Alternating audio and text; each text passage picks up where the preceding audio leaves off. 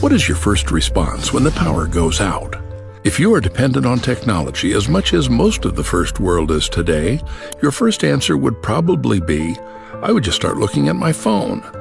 But what if that option was off the table?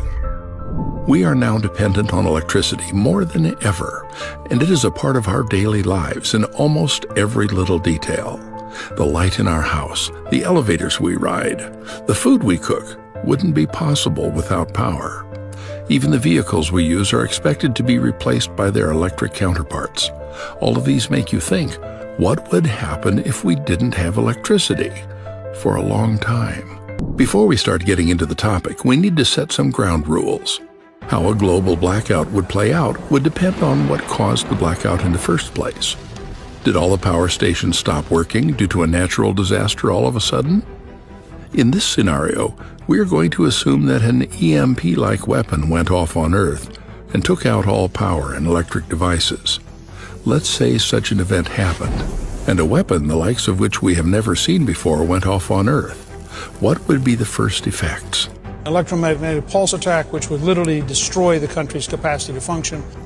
If the power crisis in Venezuela in 2019 has taught us anything, it is that the modern world is not prepared for long-term power outages. The whole world would slowly realize how much we need electricity. The first couple of minutes would likely be fine. We would just think this is a local power outage, the result of a maintenance effort by the government. But when we notice that our smartphones also stopped functioning, we would come to grips with the fact that this is no regular power outage. The lack of internet and other communications methods would mean we wouldn't even realize this is a global problem. The subways would stop functioning properly, and people inside would have to walk to the nearest stop without any lights.